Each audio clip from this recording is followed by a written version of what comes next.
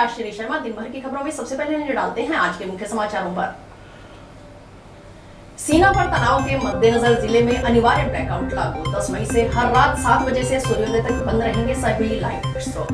जिला कलेक्टर के अधिकारियों को सख्त हिदायत। आपातकालीन हालातों में हर स्तर पर तैयार रहें, अफवाहों से बचें। भारत पाकिस्तान तनाव के बीच अलर्ट मोड पे रेलवे, रद्द की कई ट्रेनें। यात्रा के जरिए सरकारी विभागों में संवेदना का जागरण। सड़क गुणवत्ता निरीक्षण यात्रा पहुंची हनुमानगढ़। और अब समाचार विस्तार से। भारत पाक सीमा पर तनावपूर्ण हालातों को देखते हुए जिला प्रशासन ने सुरक्षा के मद्देनजर सख्त अनिवार्य ब्लैकआउट आदेश जारी किए हैं। जिला कलेक्टर एवं नागरिक सुरक्षा नियंत्रक कानाराम ने नागरिक सुरक्षा नियम 1993 की धारा 2 के तहत 10 मई 2025 से प्रतिदिन रात्रि 7 बजे से सूर्योदय तक ब्लैकआउट लागू करने का निर्देश दिया है। इस अवधि के दौरान जिले के सभी निजी, सार्वजनिक और वाणिज्यिक भवनों की भीतरी व बाहरी रोशनी पूर्णतः बंद रखनी होगी। यदि रोशनी की आवश्यकता हो तो उसे इस प्रकार रखा जाए कि प्रकाश बाहर न जाए। बाजार, hotel, mall, marriage palace, complex आदि को शाम 7 बजे तक बंद कर सभी नागरिकों को अपने घरों में सुरक्षित पहुंचने का निर्देश दिया गया है। प्रतिष्ठानों के मालिक यह सुनिश्चित करें कि बाहरी लाइट, सीसीटीवी कैमरों की लाइट आदि भी बंद की जाए। यदि ब्लैकआउट सायरन बजता है तो गति कर रहे वाहन या व्यक्ति भी तुरंत जहां हैं वहीं रुक जाएं और वाहनों की हेडलाइट तुरंत बंद कर दें। इस अवधि में केवल अलर्ट सूचना संप्रेषण के लिए प्रयुक्त ध्वनि विस्तारक यंत्रों को ही अनुमति दी गई है। अन्य किसी भी प्रकार की ध्वनि प्रणाली पर प्रतिबंध रहेगा। इस अवधि में डीजे पर पूर्णतः प्रतिबंध रहेगा। आवश्यक सेवाओं को रोशनी के लिए इस प्रतिबंध से सशर्त छूट दी गई है, बशर्ते उनकी रोशनी बाहर से दिखाई न दे।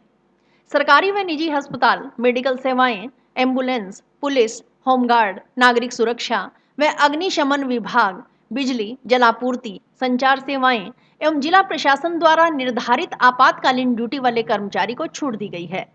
जिला कलेक्टर कानाराम ने स्पष्ट किया कि इस आदेश का उल्लंघन करने पर नागरिक सुरक्षा अधिनियम 1968 और भारतीय न्याय संहिता 2023 के तहत कानूनी और दंडात्मक कार्रवाई की जाएगी। यह आदेश जनहित और नागरिकों की सुरक्षा को ध्यान में रखते हुए तत्काल प्रभाव से लागू किया गया है।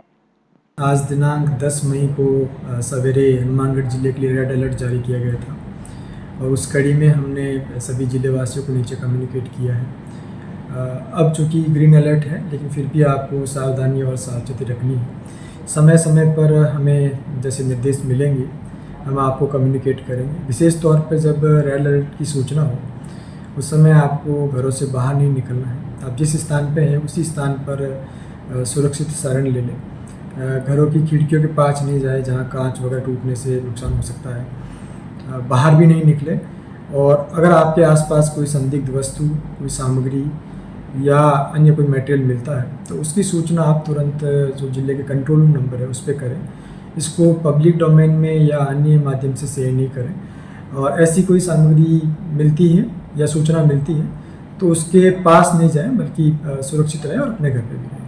प्रशासन द्वारा जो भी निर्देश दिए जा रहे हैं उसकी पूर्ण पालना करें। पैनिक नहीं करें। अफवाह या अनवेरिफाइड जो सामग्री है उसको आगे फॉरवर्ड भी ना करें। भारत पाक सीमा पर संभावित आपात स्थिति को लेकर शनिवार को कलेक्ट्रेट सभागार में जिला कलेक्टर कानाराम की अध्यक्षता में आपातकालीन समीक्षा बैठक आयोजित हुई। बैठक में जिला कलेक्टर ने आश्वस्त किया कि जिला प्रशासन पूरी तरह सतर्क और तैयार है। किसी को घबराने की जरूरत नहीं है, लेकिन निर्देशों की सख्ती से पालना जरूरी है। जिला कलेक्टर ने स्पष्ट किया कि प्रशासन द्वारा जारी निर्देशों को ग्राम पंचायत और वार्ड स्तर तक शीघ्र पहुंचाया जाए। इसके लिए समितियों का गठन कर सूचनाएं केवल अधिकृत एवं आधिकारिक प्लेटफॉर्म्स के माध्यम से ही साझा की जाए। जिला कलेक्टर ने सभी उपखंड अधिकारियों को निर्देशित किया कि सायरन सेटअप हर उपखंड में भी स्थापित किया जाए और उनकी कार्य क्षमता की पूर्व सूचना के साथ जांच की जाए। निर्देश जारी होते ही 10 सेकंड में सायरन बजना सुनिश्चित किया जाए। जिला कलेक्टर ने सभी उपखंड अधिकारियों को निर्देश दिए हैं कि नागरिक सुरक्षा समितियों और कंट्रोल रूम को एक्टिव रखा जाए। किसी भी प्रकार की सूचना की जानकारी तुरंत कंट्रोल रूम को दी जाए और रेस्पॉन्स टीम को तत्काल रवाना किया जाए। जिला कलेक्टर ने निर्देश दिए कि कोई व्यक्ति अगर बम, मिसाइल, ड्रोन या किसी भी संदिग्ध वस्तु को देखे तो नजदीक न जाए, उसे छुए नहीं और ना ही उसकी फोटो या वीडियो बनाकर सोशल मीडिया पर साझा करें। तुरंत स्थानीय प्रशासन या पुलिस को सूचना दें। जिला कलेक्टर ने कहा कि फायर स्टेशन और एम्बुलेंस को तत्परता में रखा जाए। राहत शिविरों के लिए सामुदायिक भवनों, स्कूल छात्रावासों, धर्मशालाओं, मैरिज गार्डन व धार्मिक स्थलों की संरचना अनुसार ए, बी, सी श्रेणी में सूची तैयार की जाए। ब्रेड, पानी, शौचालय, टेंट, भोजन की पूर्व व्यवस्था और प्रभारियों की नियुक्ति सुनिश्चित की जाए। परिवहन विभाग व रोडवेज से वाहनों की सूची प्राप्त करने के भी निर्देश दिए गए। रेड अलर्ट की स्थिति में नागरिक अपने घरों में ही रहें, खुले में कोई काम न करें और तुरंत जमीन पर लेट जाए, कोई भी आग न जलाए। सभी विभागीय अधिकारी वाहनों में फर्स्ट एड किट रखें। जिला कलेक्टर ने कहा कि शादियों में ब्लैकआउट के समय डीजे और तेज रोशनी प्रतिबंधित रहेगी। थाना अधिकारियों को क्षेत्र का निरीक्षण कर निर्देशों की पालना सुनिश्चित करने के निर्देश दिए। आगे की स्थिति को देखते हुए जिले में जो सभी आवश्यक तैयारियां हैं वो की जा चुकी है। आम जन से विशेष तौर पर निवेदन रहेगा कि प्रशासन द्वारा और सरकार द्वारा जो आपको समय समय पर निर्देश दिए जाते हैं उनकी स्वयं पालना करें। विशेष तौर पर कंट्रोल रूम, सायरन या अन्य माध्यम से जब रेड अलर्ट जारी किया जाता है तो आपको जो सुरक्षा बचाव के प्रोटोकॉल डिसाइड किए गए हैं उनकी आप स्वयं पालना करें। अनावश्यक रूप से जो है घरों से बाहर नहीं निकले और रात्रि के अंदर जब ब्लैकआउट का निर्देश आपको मिलते हैं इमीडिएटली इंश्योर करें कि वो कंप्लीट ब्लैकआउट हो। अपने घर की सारी लाइट हो, चाहे वो इन्वर्टर पे है चाहे किसी और मोड पे है, वो सारी बंद हो और किसी तरह का पैनिक करने की जरूरत नहीं है। इसमें जस्ट आपको सावधानी बरतनी है और अपने घर पे ही रहना है। इसके अलावा किसी तरह की सूचना, मिस इन्फॉर्मेशन जो ऑथराइज अकाउंट से नहीं है उनको आपसे आगे फॉरवर्ड नहीं करना है। लोगों को मिसकम्युनिकेशन जाल में नहीं फंसाना है। आपके पास भी ऐसी कई तरह की सूचनाएं आएगी, उनको आप वहीं डिलीट कर दे, आगे फॉरवर्ड नहीं करें। जिला प्रशासन के ऑफिशियल हैंडल से जो सूचनाएं आ रही है वही आप आगे तक लोगों से कम्युनिकेट करें। पुलिस प्रशासन, जिला प्रशासन, राज्य सरकार, हमारी सेना सभी पूर्णतः इस घड़ी के अंदर कार्यरत हैं और आपको किसी भी तरह की पैनिक करने की जरूरत। पुलिस अधीक्षक अरशद अली ने सभी अधिकारियों और आमजन से अपील की कि किसी भी घटना की लाइव वीडियो या फोटो सोशल मीडिया पर न डालें। केवल प्रशासन द्वारा जारी सूचना ही साझा की जाए। ग्राम विकास अधिकारी, पटवारी और बीट कांस्टेबल को एक्टिव मोड में रखने और किसी भी जानकारी को पहले प्रशासन तक पहुंचाने के निर्देश दिए। बैठक में पुलिस अधीक्षक अरशद अली, एडीएम उम्मेदीलाल मीना, जिला परिषद सीओ ओम प्रकाश बिश्नोई, एसडीएम मांगीलाल सहित समस्त जिला स्तरीय अधिकारीगण मौजूद रहे। वहीं ब्लॉक स्तरीय अधिकारी वीसी के माध्यम से शामिल हुए। सभी हनुमानगढ़ वासियों से मेरा निवेदन है कि कोई भी आपको ऐसे कोई धमाके की या कोई सायरन की ऐसी आवाज सुनाई देती है तो उसमें पैनिक नहीं करें। और जैसा कि भारत सरकार ने एडवाइजरी जारी की है कि डिफेंस संबंधित कोई भी वीडियो बिना वेरिफिकेशन के, बिना सत्यता के जाने इसको आप पब्लिकली ना तो वीडियो शेयर करें, ना ही किसी प्रकार का प्रिंट मीडिया में दें। ये आप जो है वो एक अपराध की श्रेणी का कार्य कर रहे हैं। ये बड़ी दुखद बात है कि बार बार एडवाइजरी जारी करने के बावजूद भी हमारे कुछ नागरिक भी और हमारे कुछ सोशल मीडिया हैंडलर्स इस प्रकार की अनवेरिफाइड इंफॉर्मेशन वो डाल रहे हैं जो कि उचित नहीं। अब अभी तक हमने समझाई इस प्रकार की सभी कार्रवाई की। अब के बाद में फिर भी ये जारी रहा तो कानूनी कार्रवाई की जाए। इसलिए सभी से निवेदन है इस प्रकार की सूचनाओं की सत्यता जांचने परखने के बाद ही और ऑथराइज सूचना जो है वो ही साझा करें। भारत पाकिस्तान सीमा पर लगातार बढ़ते तनाव को देखते हुए भारतीय जनता पार्टी ने हनुमानगढ़ जिला कार्यालय में संगठन की एक महत्वपूर्ण बैठक का आयोजन किया। इस बैठक की अध्यक्षता जिलाध्यक्ष प्रमोद डेलू ने की। बैठक का मुख्य उद्देश्य सीमा क्षेत्र की परिस्थितियों की समीक्षा करना और किसी भी संभावित आपातकालीन स्थिति में पार्टी कार्यकर्ताओं की भूमिका को सुनिश्चित करना था। बैठक को संबोधित करते हुए जिलाध्यक्ष प्रमोद डेलू ने कहा कि सीमा पर तैनात भारतीय सेना के जवान अत्यंत साहस और पराक्रम के साथ पाकिस्तान की नापाक हरकतों का मुंहतोड़ जवाब दे रहे हैं। सेना का यह अदम्य साहस न केवल देश के लिए गर्व का विषय है बल्कि हम सभी के लिए प्रेरणा स्रोत भी है। उन्होंने आगे कहा कि भाजपा का प्रत्येक कार्यकर्ता इस संकट की घड़ी में देश के साथ कंधे से कंधा मिलाकर खड़ा है और किसी भी आपदा की स्थिति में आम नागरिकों की सहायता के लिए अग्रिम पंक्ति में रहेगा। डेलू ने कार्यकर्ताओं से आह्वान किया कि वे बॉर्डर इलाकों से हमारे जिले में आने वाले भारतीय नागरिकों के ठहरने, भोजन और अन्य आवश्यकताओं की पूर्ति के लिए तैयार रहें। भाजपा केवल एक राजनीतिक दल नहीं, बल्कि यह समाज सेवा के प्रति समर्पित कार्यकर्ताओं का संगठन है। जब देश पर संकट आता है, तब हमारे कार्यकर्ताओं की भूमिका केवल राजनीति तक सीमित नहीं रहती, बल्कि वे हर मोर्चे पर सेवा के लिए तत्पर रहते हैं। बैठक में भाजपा एससी मोर्चा के प्रदेशाध्यक्ष कैलाश मेघवाल ने भी अपने विचार रखते हुए कहा कि भारतीय सेना पूरी तरह से सतर्क और सक्षम है। पाकिस्तान की नापाक हरकतों का भारतीय सेना भरपूर और सख्त जवाब देने को तैयार है। ऐसे समय में हमें न केवल सैनिकों का मनोबल बढ़ाना है, बल्कि देश की एकता और अखंडता बनाए रखने में भी सक्रिय भूमिका निभानी है। बैठक के दौरान सभी कार्यकर्ताओं को किसी भी आपात स्थिति से निपटने के लिए सतर्क और तैयार रहने का निर्देश दिया गया। बैठक में जिला पदाधिकारी, मंडल अध्यक्ष, युवा मोर्चा, महिला मोर्चा सहित अन्य मोर्चों के वरिष्ठ कार्यकर्ता उपस्थित रहे। बैठक का समापन देश की अखंडता, सेना के मनोबल व नागरिक सहयोग के लिए संकल्प के साथ किया गया। मंच का संचालन विकास गुप्ता ने किया। आज भारतीय जनता पार्टी के जिला कार्यकर्ताओं की एक बैठक इस जिला कार्यालय में रखी गई थी। देश की वर्तमान स्थिति और परिस्थिति को देखते हुए भारतीय जनता पार्टी के जिला स्तर और मंडल के पदाधिकारी यहाँ बैठे हैं।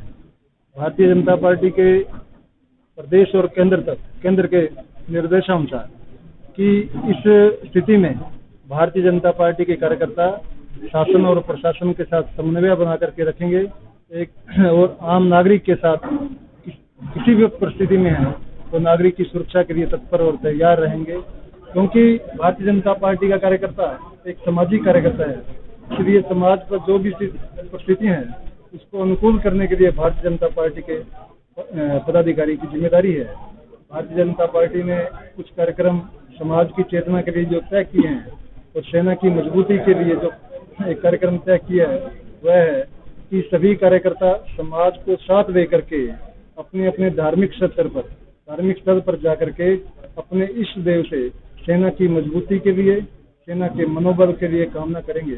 और भारतीय जनता पार्टी एक राजनीतिक संगठन ही नहीं है, बल्कि एक सामाजिक और समाज सेवी संगठन है। जब जब देश पर संकट आता है, हमारे भाजपा के कार्यकर्ता जनता के साथ, प्रशासन के साथ कंधे से कंधा मिलाकर खड़े रहते हैं।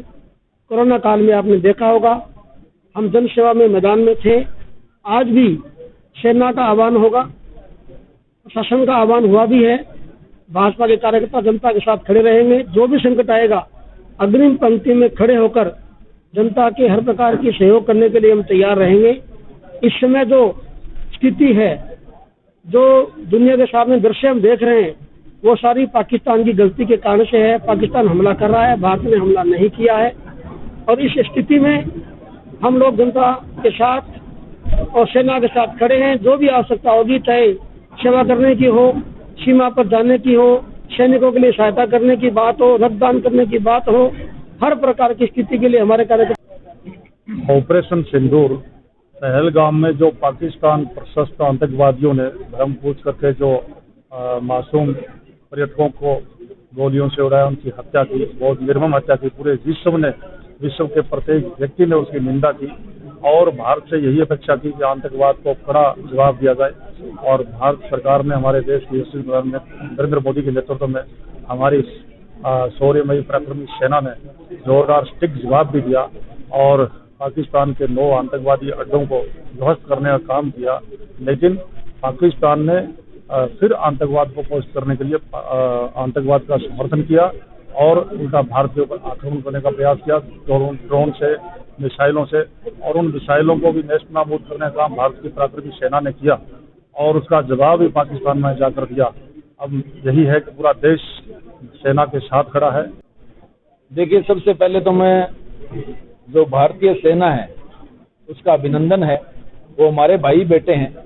हम सब नागरिक उनकी सुरक्षा की और कामना करें। निश्चित रूप से भारतीय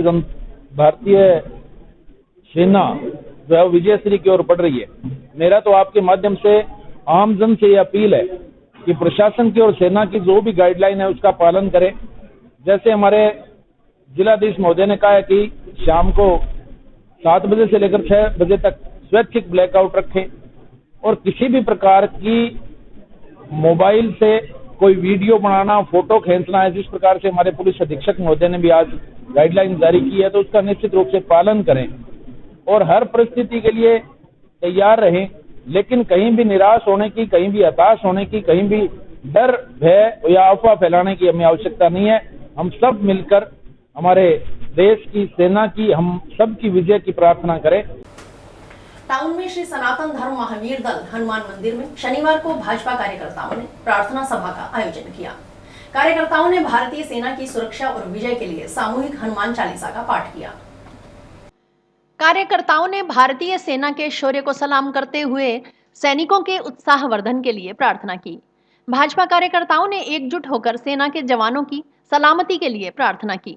भाजपा कार्यकर्ताओं ने भारत माता की जय, भारतीय सेना जिंदाबाद के नारे लगाए और सेना के अदम्य साहस और अटूट मनोबल को नमन किया। प्रभु श्री राम से भारतीय सेना के शौर्य, उत्साह और उत्साह के लिए प्रार्थना की। इस दौरान पूर्व नगर मंडल अध्यक्ष प्रदीप ऐरी ने देश में आज के हालातों पर प्रकाश डालते हुए कहा कि पाकिस्तान के कुत्सित मंसूबों को भारतीय सेना मुंह तोड़ जवाब दे रही है। भाजपा नगर मंडल अध्यक्ष नितिन बंसल ने भी सभी कार्यकर्ताओं को प्रशासन के दिशा निर्देशों का पालन करने, आमजन में सकारात्मक माहौल बनाए रखने के लिए जागरूक किया। इस दौरान श्री सनातन धर्म महावीर दल के अध्यक्ष प्रेम रतन पारीक ने सन 1971 में भारत पाक युद्ध के दौरान अपने संस्मरण सभी के साथ साझा किए। उन्होंने कहा कि ब्लैकआउट के दौरान छोटी सी रोशनी भी बड़ी आपदा का कारण बन सकती है। उन्होंने सभी से आमजन को जागरूक करने और ब्लैकआउट की स्थिति में प्रशासन का सहयोग करते हुए अपने आसपास की रोशनी को तुरंत प्रभाव से बंद करवाने की बात कही। लिखा हुआ है, आप लोगों ने शायद नहीं देखा होगा। उसमें हम गरीब मोहल्ले में पहरा देते थे, कोई भी अगर माचिस भी लगाता है तो उसकी इतनी रोशनी होती है कि ऐसे लगता है जैसे बहुत बड़ा वाल खड़ा हुआ। इसलिए हम सबको सतर्क रहना है। मोहल्ले में पूरी चौकसी रखनी है। मोहल्ले में टीमें बनाओ, अपने अपने मोहल्ले में 5-7 लोगों की, रात को पहरा दो। अगर ब्लैकआउट हो जाता है तो कोई भी रोशनी बाहर नहीं दिखनी चाहिए। पर्दा लगाओ, कुछ लगाओ, टीप लगाओ। ये जो कैमरे की बात कर रहे थे, भी ये कैमरे मैंने अभी जो परसों ब्लैकआउट हुआ था हमारे गले में, मैंने फिर के सारे कैमरे बंद कराए थे। कैमरे की रोशनी भी बहुत तेज आ रही है। तो सभी मिलकर काम करेंगे तो हो जाएगा, कोई मुश्किल काम नहीं है। हो सकता है उतनी बड़ी लड़ाई ना भी हो, कतर में तो बहुत बड़ी लड़ाई होती है, इसलिए सभी तैयार हैं इस बात के लिए कि हम भारत के लिए तैयार हैं, हिंदुस्तान के लिए मरमट तैयार हैं। भारत पाकिस्तान के बीच पैदा तनाव की स्थिति का असर रेल मार्ग पर भी पड़ा है। इसके मद्देनजर उत्तर पश्चिम रेलवे की ओर से कई ट्रेनें रद्द की गई हैं। अधिकतर ट्रेनें देरी से रेलवे स्टेशन पर आ रही हैं। युद्ध के चलते लोग टिकट कैंसिल करवा रहे हैं। इससे रेलवे को राजस्व का बड़ा नुकसान हो रहा है। गाड़ी संख्या 04767 हनुमानगढ़ श्रीगंगानगर शनिवार से रद्द कर दी गई है। इसके अलावा श्रीगंगानगर से सूरतगढ़ जाने वाली गाड़ी संख्या 54761, सूरतगढ़ से श्रीगंगानगर आने वाली गाड़ी संख्या 04780 व 54760, श्रीगंगानगर से चलकर हनुमानगढ़ आने वाली गाड़ी संख्या 04770, हनुमानगढ़ से सादुलपुर जाने वाली गाड़ी संख्या 04778 को शनिवार से रद्द किया गया है। जंक्शन स्टेशन मास्टर ने बताया कि सुरक्षा की दृष्टि से रेलवे स्टेशन पर शाम 7 बजे से सुबह 6 बजे तक 70% लाइटें बंद रखी जाती है। सर्कुलेटिंग एरिया में लगी हाई मास्क लाइट भी बंद रखी जा रही है। श्रीगंगानगर की ओर जाने वाली गाड़ी संख्या 04767 आज रद्द कर दी गई है। यात्रियों को हुई असुविधा के लिए अभी खेद है। यात्री भी से ध्यान देंगे। हनुमानगढ़ चलकर श्रीगंगानगर की ओर जाने वाली साधारण सवारी गाड़ी आज रद्द कर दी गई है। यात्रियों को हुई असुविधा के लिए हमें खेद है। 30 मार्च को नव वर्ष प्रतिपदा 2082 पर श्रीगंगानगर से शुरू हुई सगुनी यानी सड़क गुणवत्ता निरीक्षण यात्रा राजस्थान के सभी जिलों का भ्रमण करते हुए शनिवार को अपने अंतिम पड़ाव पर हनुमानगढ़ पहुंची। यात्रा के हनुमानगढ़ पहुंचने पर जिला मुख्यालय स्थित राजकीय पॉलिटेक्निक महाविद्यालय में कार्यक्रम हुआ। सार्वजनिक निर्माण विभाग और निदेशालय तकनीकी शिक्षा के तत्वावधान में आयोजित की जा रही यात्रा के दौरान प्रामाणिकता, पारदर्शिता, शुचिता, मित्रता व दायित्व बोध की भावना के 5 मूल्यों को लेकर जन जागरण किया जा रहा है। इस यात्रा में तकनीकी शिक्षा में पॉलिटेक्निक के ट्रांसपोर्ट व इंजीनियरिंग पढ़ रहे द्वितीय व अंतिम वर्ष के छात्र छात्राएं शामिल है। इन छात्र छात्राओं को ट्रेनिंग दी गई है।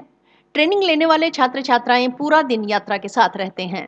अधिकारियों ने कहा कि सड़क की गुणवत्ता का निरीक्षण करने के लिए 17 बिंदु निर्धारित है। इन 17 बिंदुओं पर ये छात्र छात्राएं 100 नंबरों की मार्किंग करते हैं। दिन भर मार्किंग करने के बाद चेकलिस्ट को एकत्रित किया जाता है। चेकलिस्ट एकत्रित करने के बाद सार्वजनिक निर्माण विभाग के जयपुर स्थित मुख्यालय में उनके डाटा का विश्लेषण होता है। डाटा विश्लेषण के बाद जिस सड़क का निरीक्षण किया गया है, उस सड़क की गुणवत्ता में किसी बिंदु पर कितनी कसर पाई गई, वो वापस लौटकर संबंधित अधिशासी अभियंता को भेजी जाती है। यात्रा के दौरान जो काम छूट गया था, वह सामान्यतया पूरा हो जाता है। उन्होंने कहा कि यह सामाजिक सहयोग व सहभाग का अनूठा प्रयोग है, जो शायद पहली बार भारत में 2 अलग-अलग विभाग मिलकर समाज को साथ लेकर काम कर रहे हैं।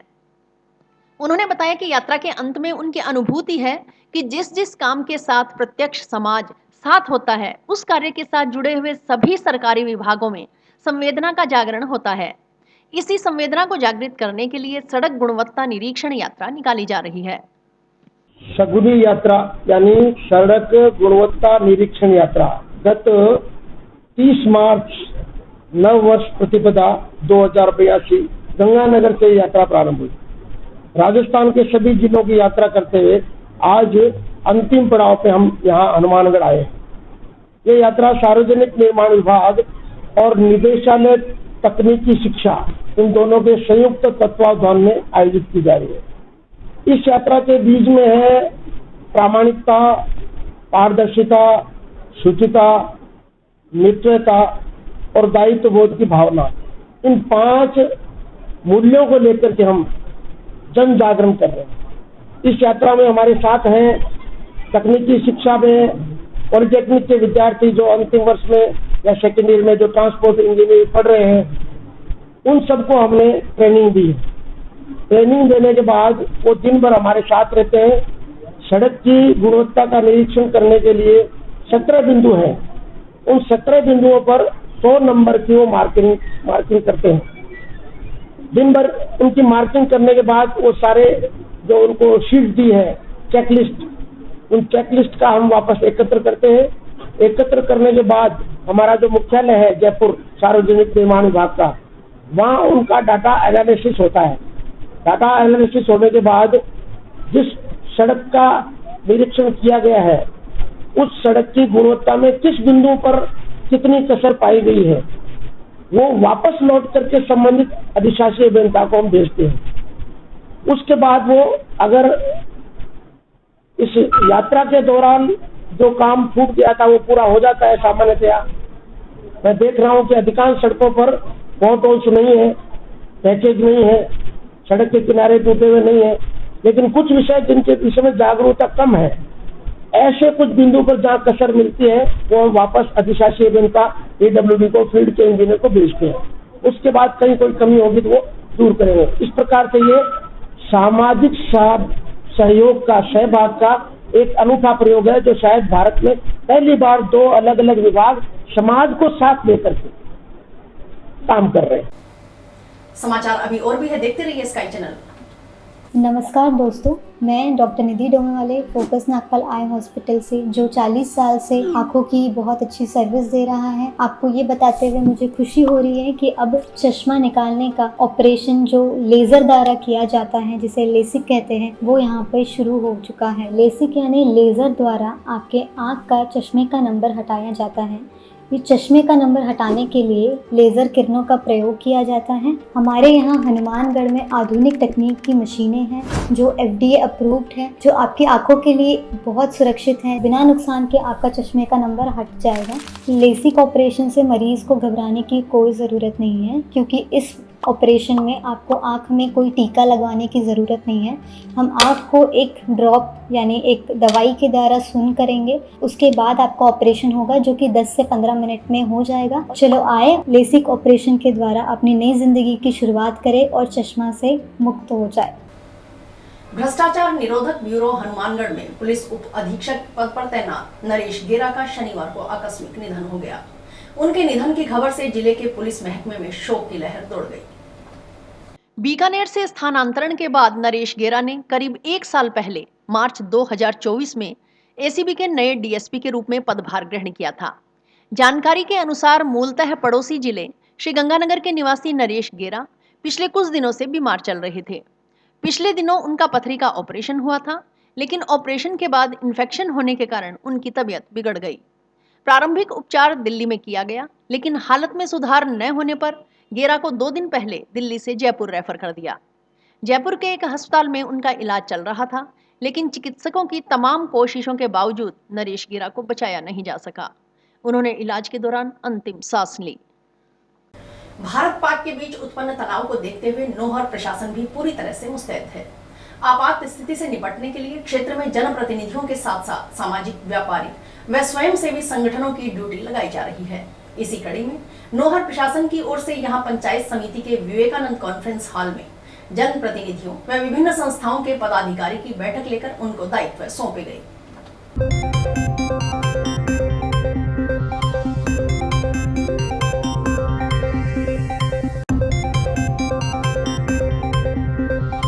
आज जो बैठक हुई, आज हमने 3 स्तर की बैठक ली। एक तो जो शहर के अंदर है, हमने हर वार्ड वाइज कमेटी बनाई है। एक तो हमने उनकी और पार्षदों की मीटिंग ली कि आपको इस टाइम के अंदर जब रेड अलर्ट हो तो क्या करना है और क्या क्या सुरक्षा के उपाय करने हैं, रेस्क्यू ऑपरेशन में क्या करना है, रिलीफ के अंदर क्या करना है, इस बारे में गाइडेंस दी गई। दूसरी मीटिंग हमने 4 बजे ली, जिसमें समय सेवी संस्थाएँ आई। यहाँ पे जो व्यापार संघ हुआ, RSS हुआ और जो हुए पॉलिटिकल पार्टीज के लोग हुए, वो सभी आए। कल हम पॉलिटिकल पार्टी की मीटिंग और बुलाएंगे अलग से, सभी पॉलिटिकल पार्टीज की। तो इसके अंदर ये बताया गया कि भाई आप लोग प्रशासन का सहयोग किस प्रकार कर सकते हो, कैसे लाइट बंद कराने, सायरन बजे तो क्या करना है, और बाहर से मान लो कोई वस्तु आके गिरती है तो किसको कैसे सूचित करना है। हमारे कंट्रोल रूम के नंबर शेयर किए गए तो 24/7 कार्य कर रहा है।